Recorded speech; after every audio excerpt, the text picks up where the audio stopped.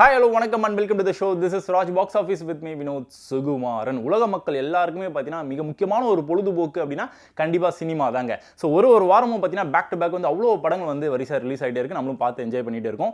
இந்த வாரமும் பார்த்தீங்கன்னா நிறைய படங்கள் வந்து ரிலீஸ் ஆயிருக்கு. லாஸ்ட் வீக் வந்து ரிலீஸ் ஆன மூவிஸோட கலெக்ஷன்ஸ் எவ்வளோ வந்திருக்கு, அப்கமிங் மூவிஸ் எதெல்லாம் வந்து வாண்டட் லிஸ்ட் வந்து ஜாயின் ஆயிருக்கு. இந்த மாதிரி நிறைய இன்ட்ரெஸ்டிங் இன்ஃபர்மேஷன்ஸ்லாம் உங்களுக்காக இந்த ஷோவில் காத்துக்கிட்டு இருக்கு. Let's go into the show. This is Raj Box Office with me, Vinod Sugumaran.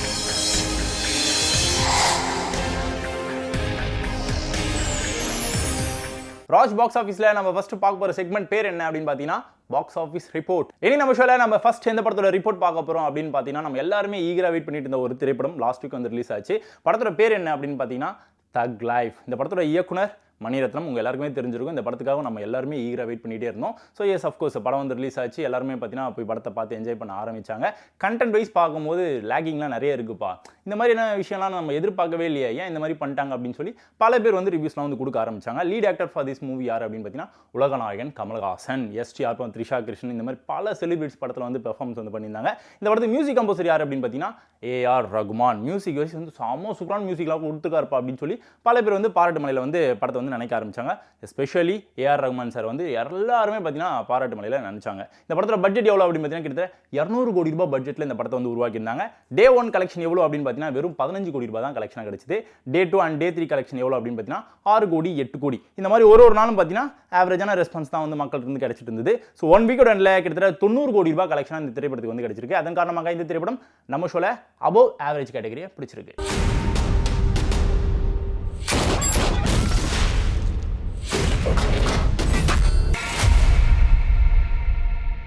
Box office ரிப்போர்ட்ல அடுத்ததான் நம்ம எந்த படத்தோட ரிப்போர்ட் பார்க்க போறோம் அப்படின்னு பார்த்தீங்கன்னா பேரன்பும் பெரும் கோபமும் அப்படின்ற ஒரு படம் வந்து ரிலீஸ் ஆயிருந்தது. இந்த படம் பார்த்தீங்கன்னா எப்பயோ ரிலீஸ் ஆக வேண்டிய ஒரு திரைப்படம். பல விஷயங்களை வந்து கடந்து பல கஷ்டங்களை தாண்டி ஃபைனலாக வந்து லாஸ்ட் வீக் வந்து ரிலீஸ் பண்ணியிருந்தாங்க. இந்த படத்தோட லீட் ஆக்டர் யாரு அப்படின்னு பார்த்தீங்கன்னா விஜித் பச்சான். பச்சான் சொல்லும் போதே கண்டிப்பாக வந்து கேள்விப்பட்டிருப்பீங்க. எஸ் அஃப்கோர்ஸ் தங்கர் பச்சான் இருக்கார் பார்த்தீங்களா, அவருடைய மகன் தான் இந்த படத்தோட லீட் ஆக்டர் ஃபார் திஸ் மூவியை வந்து பர்ஃபார்மன்ஸ் வந்து பண்ணியிருக்காரு. இந்த படத்தோட இயக்குனர் யாரு அப்படின்னு பார்த்தீங்கன்னா சிவபிரகாஷ். இந்த படத்தோட பட்ஜெட் 3 to 4 கோடி ரூபாய் பட்ஜெட்ல இந்த படத்தை வந்து உருவாக்கியிருந்தாங்க. டே 1, டே 2, டே 3 கலெக்ஷன் எவ்வளவு வந்திருக்கு அப்படின்னு பார்த்தீங்கன்னா வெறும் 5 லட்சம், 10 லட்சம், 15 லட்சம் இந்த மாதிரி தான் வந்து கலெக்ஷனாக வந்து கிடைச்சிருந்தது. ஸோ 1 வீக் எண்டில் இந்த படத்துக்கான ரெஸ்பான்ஸ் எவ்வளோ கிடைச்சிருக்கு, அதாவது கலெக்ஷனாக எவ்வளோ கிடைச்சிருக்கு அப்படின்னா கிட்டத்தட்ட 27 லட்ச ரூபாய் கலெக்ஷனாக கிடைச்சிருக்கு. அதன் காரணமாக இந்த திரைப்படம் நம்ம ஷோல பிலோ ஆவரேஜ் கேட்டகரியை பிடிச்சிருக்கு. நம்ம கிட்டே அவன் புத்திசாலித்தனம் காட்டுறானா, அவனை எங்கே எப்படி போடணும். பாக்ஸ் ஆஃபீஸ் ரிப்போர்ட்ல நம்ம அடுத்ததாக எந்த படத்தோட ரிப்போர்ட் பார்க்க போறோம் அப்படின்னு பார்த்தீங்கன்னா தரமான ஒரு திரைப்படங்க. லாஸ்ட் வீக் வந்து ரிலீஸ் ஆன படங்கள்லேயே இந்த படம் தான் வந்து நல்ல பேர் வந்து ரிசீவ் பண்ணியிருக்கு. அந்த படத்தோட பேர் மெட்ராஸ் மேட்னி. இந்த படத்தோட லீட் ஆக்டர் யாரு அப்படின்னு பார்த்தீங்கன்னா காளி வெங்கட். சத்யராஜ் சாரும் பார்த்தீங்கன்னா ரொம்ப ஒரு முக்கியமான ஒரு கதாபாத்திரத்தில் பர்ஃபார்மன்ஸ் வந்து பண்ணியிருந்தாரு. ரோஷினியும் பார்த்தீங்கன்னா ரொம்ப அழகான ஒரு பர்ஃபார்மன்ஸ் வந்து படத்தில் வந்து கொடுத்துருக்காங்க. இந்த படத்தோட டேரக்டர் யாரு அப்படின்னு பார்த்தீங்கன்னா கார்த்திகேயன் மணி. டேரக்ஷன் வந்து சாம சூப்பராக பண்ணியிருக்காங்க. என்ன மாதிரியான கண்டென்ட்டுங்க, கண்டென்ட்டுக்காகவே இந்த படம் வந்து கிட்டத்தட்ட 3 வாரம் சக்ஸஸ்ஃபுல்லாக கண்டிப்பாக ஓடும் அப்படின்னு சொல்லி பார்த்தவங்க பல பேர் வந்து ரிவ்யூஸ்லாம் வந்து கொடுத்துருந்தாங்க. மியூசிக் வந்து செம்ம சூப்பராக இருக்கு. கண்டென்ட் நடிச்சவங்க எல்லாருமே வந்து தரமாக சூப்பராக வந்து நடிச்சிருக்காங்க.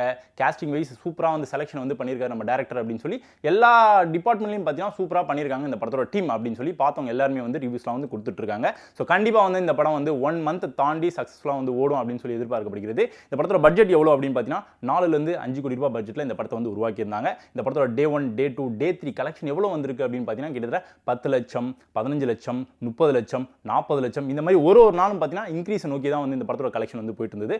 அதன் காரணமாக 1 வீக்கோட எண்டில் கிட்டத்தட்ட 1 கோடியே 30 லட்ச ரூபாய் கலெக்ஷனாக கிடைச்சிருக்கு. ஸோ இந்த திரைப்படம் நம்ம ஷோல அபோவ் ஆவரேஜ் கேட்டகரியை பிடிச்சிருக்கு. Did you sacrifice yourself because you loved me?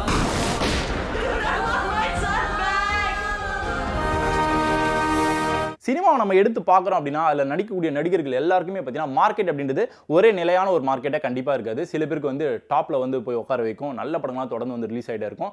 அதே நடிகர்களுக்கு பார்த்தீங்கன்னா தொடர்ந்து வந்து பேக் டு பேக் வந்து ஃப்ளாப்பான மூவிஸ்லாம் வந்து தொடர்ந்து வந்து ரிலீஸ் ஆகும், திருப்பி வந்து டவுன்ஃபால் ஆக ஆரம்பிச்சிருவாங்க. அப்படி நம்மளோட தமிழ் இண்டஸ்ட்ரியில் விமல் அப்படின்ற தரமான ஒரு ஆக்டர் இருக்காரு. அவர் வந்து இண்டஸ்ட்ரிக்குள்ளே வரும்போது நல்ல சூப்பரான படங்களாக தொடர்ந்து வந்து கொடுத்துட்டே இருந்தார். அதுக்கப்புறம் டவுன்ஃபாலாக ஆக ஆரம்பிச்சார். இப்போ வந்து திருப்பி வந்து கண்டென்ட் வைஸ் வந்து தரமான கண்டென்ட்டாக வந்து சூஸ் பண்ணி படங்களாக வந்து தொடர்ந்து வரிசையாக பண்ணிக்கிட்டே இருக்காரு.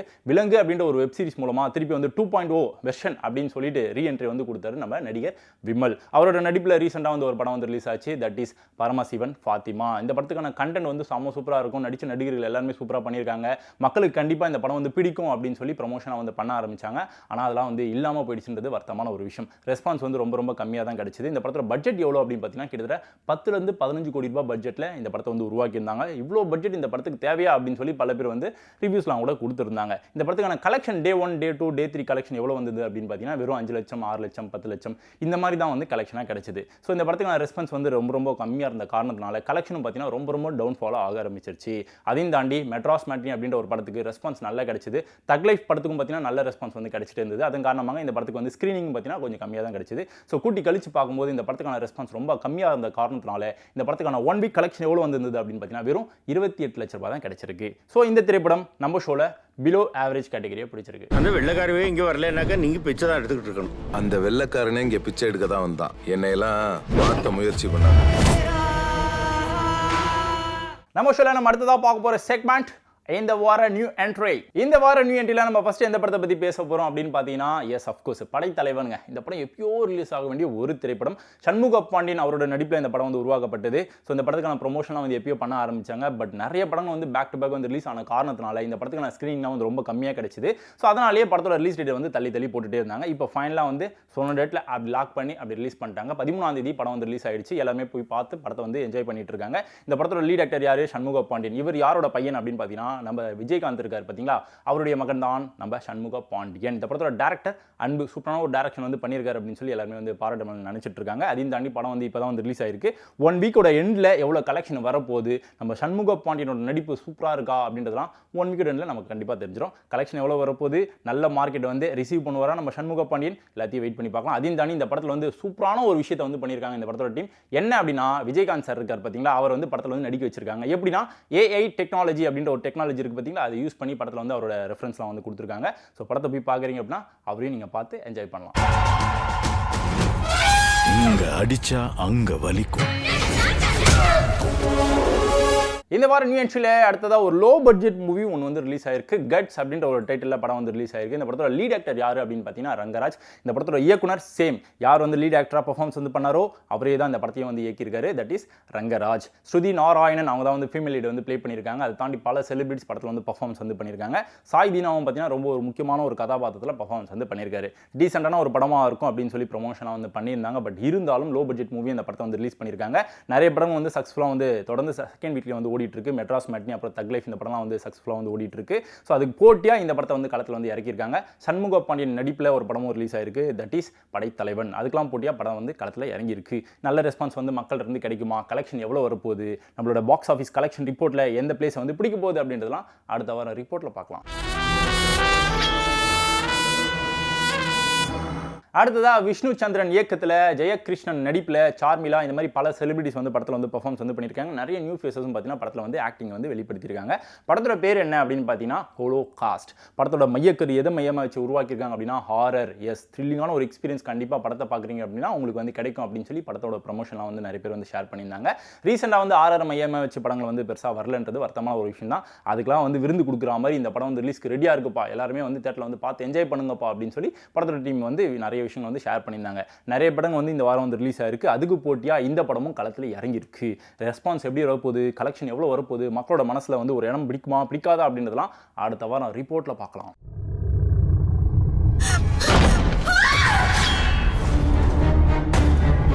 இந்த வார நியூ என்ட்ரியில் பல படங்களை பற்றின இன்ஃபர்மேஷனாக கொடுத்துட்ருக்கோம். அடுத்ததான் நம்ம எந்த படத்தை பற்றி பேச போகிறோம் அப்படின்னு பார்த்தீங்கன்னா ஒரு ஹாலிவுட் மூவி.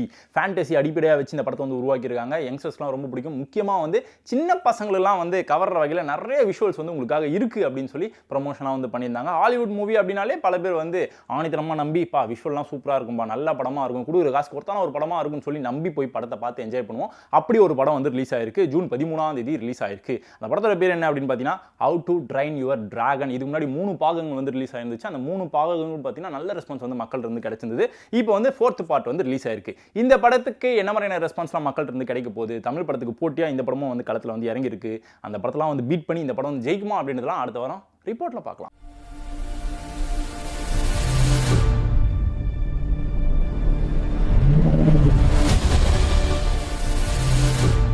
இந்த வாரம் நியூ என்ட்ரியில நம்ம அடுத்ததான் எந்த படத்தை பற்றி பேச போகிறோம் அப்படின்னு பார்த்தீங்கன்னா தரமான ஒரு ஹாலிவுட் மூவி வந்து ரிலீஸ்க்காக ரெடியாக இருந்தது.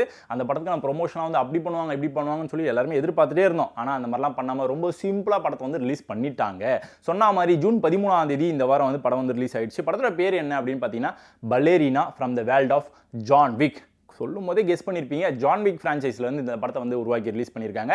ஜான் விக் வந்து என்ன மாதிரியான ரெஸ்பான்ஸ்லாம் வந்து மக்கள்கிட்ட இருந்து கிடைச்சதுன்றது நம்ம எல்லாருக்குமே தெரிந்த ஒரு விஷயம். ஆக்ஷன் சீக்வன்ஸ்லாம் வந்து வேற லெவலில் வெறித்தனமாக வந்து பண்ணியிருப்பாங்க. சண்டை காட்சிலாம் வந்து தத்ரூபமாக இருக்கும். பார்க்கும்போதே நமக்கே வந்து கொள்ளலாம் நடுங்க ஆரம்பிக்கும். என்னடா இப்பெல்லாம் சண்டை போகிறாங்களே, உண்மையிலேயே இந்த மாதிரிலாம் அடிச்சுப்பாங்களா அப்படின்னு சொல்லி நம்ம எல்லாருமே வந்து நம்புற வகையில் படத்தை வந்து உருவாக்கி கொடுத்துருப்பாங்க. அதே வகையில் இந்த படமும் இருக்குமா, அது கிடைச்ச ரெஸ்பான்ஸ் மக்கள் இருந்து இந்த படத்துக்கு வந்து கிடைக்குமா அப்படின்றதுலாம் வெயிட் பண்ணி பார்க்கலாம். நம்ம எல்லாருக்குமே ஒரு மனசு இருக்குங்க. ஒரு படம் வந்து ரிலீஸ் ஆகுது அப்படின்னா அந்த படத்தை கண்மூடித்தனமாக போய் பார்க்க மாட்டோம். ரிவ்யூஸை பார்த்ததுக்கு அப்புறம் தான் அந்த படத்தை போய் பார்க்கலாமா வேணாமான்ற ஒரு டிசிஷனே எடுப்போம்.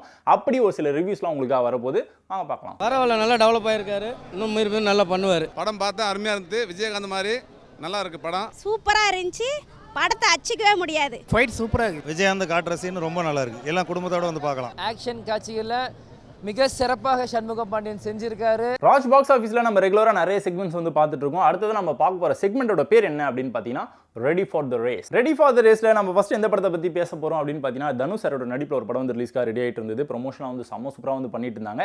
இட்லி கடையை பற்றி தானே பேசுறீங்க நீங்கள் நினைப்பீங்க. ஆனால் இட்லி கடை படம் இது வரைக்கும் வந்து ப்ரொமோஷன் தான் வந்து பண்ணிட்டு இருந்தாங்க தவிர்த்து ரிலீஸ் டேட் வந்து இன்னும் அனௌன்ஸ்மெண்ட் வந்து பண்ணாமே இருக்காங்க. அதுக்கு முன்னாடியே ஒரு படம் வந்து ரிலீஸ்க்காக ரெடி ஆயிடுச்சு. அந்த படத்தோட பேர் குபேரா. இந்த படத்தோட லீட் ஆக்டர் யார் அப்படின்னு பார்த்தீங்கன்னா நாகார்ஜுனா தனுஷ் ரெண்டு பேரும் வந்து பட்டை கிளப்பியிருக்காங்க. ராஷ்மிகா அவங்க தான் வந்து ஃபீமேல் லீடை வந்து ப்ளே பண்ணியிருக்காங்க.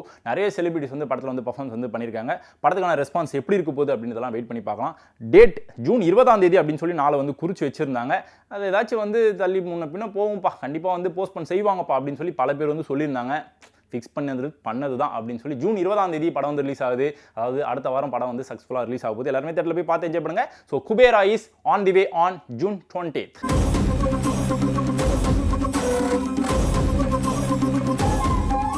அடுத்ததா விக்ரம் ராஜேஸ்வர், அருண் கேஷவ் ரெண்டு பேருமே ஒன்னா சேர்ந்து ஒரு படத்தை வந்து டைரக்ட் பண்ணியிருக்காங்க. அந்த படத்தோட பேர் என்ன அப்படின்னு பார்த்தீங்கன்னா சென்னை சிட்டி கேங்ஸ்டர்ஸ். டைட்டில் கேட்கும்போது ஏதோ ஒரு வைப் ஆட்டோமேட்டிக்காக உள்ள வர ஆரம்பிச்சிருது.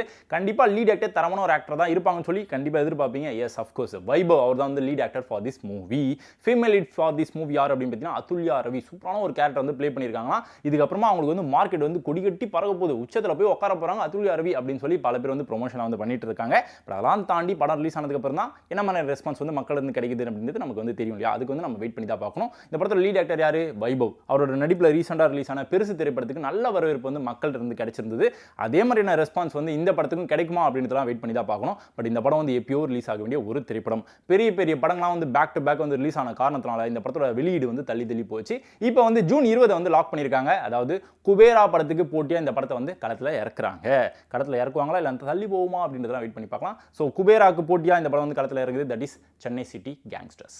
என்ன தப்பு பண்ணிட்டு வந்த போலீஸ் வந்திருக்கு. நிறைய பிரச்சனை பண்ணிருக்கோமா, ஆனா இவங்க போலீஸ் கிடையாது.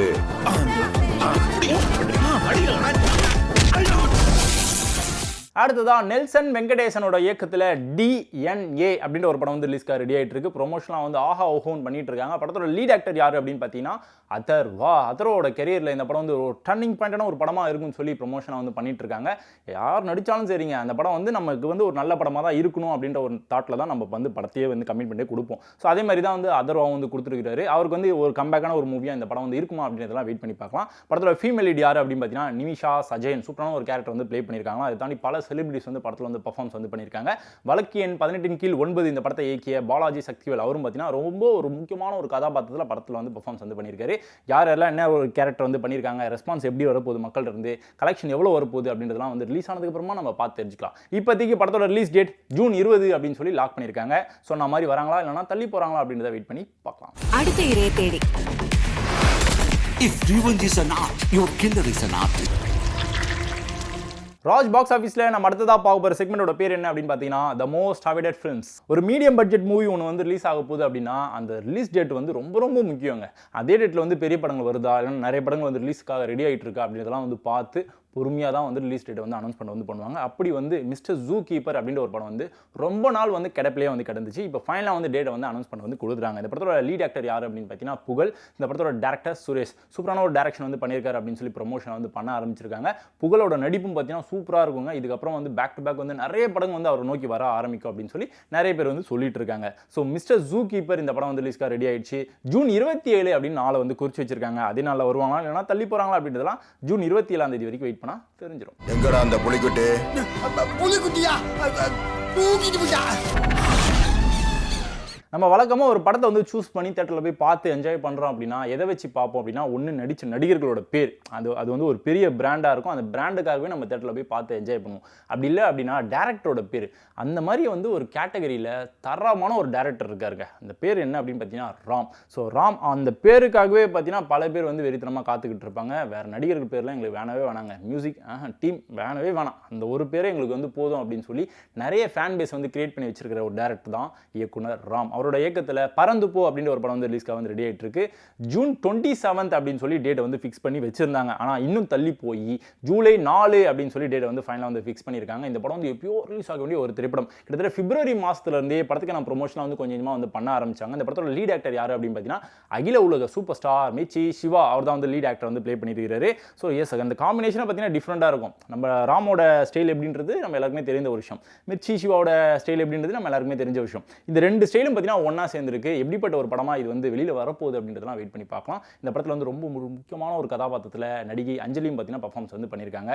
சொன்ன டேட்டில் வராங்களா இல்லைனா தள்ளி போகிறாங்களா அப்படின்றத வெயிட் பண்ணி பார்க்கலாம். இப்போதைக்கு பறந்து போய் on the way on July 4. Promise தானடா அப்பா பண்றடா உனக்கு ப்ராமிஸ். அப்பா உன் பிராமிஸ் இந்த உலகத்துல எவனும் நம்ப மாட்டான். அம்மாவை பிராமிஸ் பண்ண சொல்லு. அது ஓகே.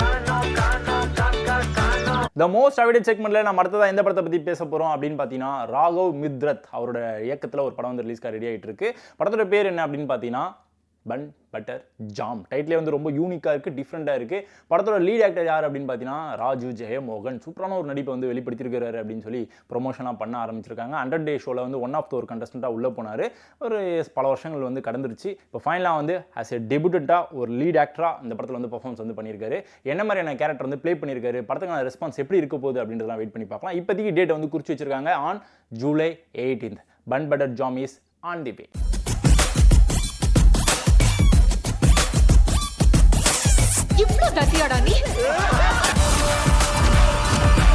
என்ன நேயர்களே, ஷோ பார்த்து என்ஜாய் பண்ணிக்கலாம், கண்டிப்பாக ரசிச்சிருப்பீங்க. அந்த நம்பிக்கை நான் இப்போ இங்கே கிளம்புறேன். இதே மாதிரி சூப்பரான ஒரு எபிசோடில் அடுத்தோட உங்களை வந்து சந்திக்கிறேன். And then bye from this is Vinod Sugumaran signing off Raj box office. Bye bye, take care.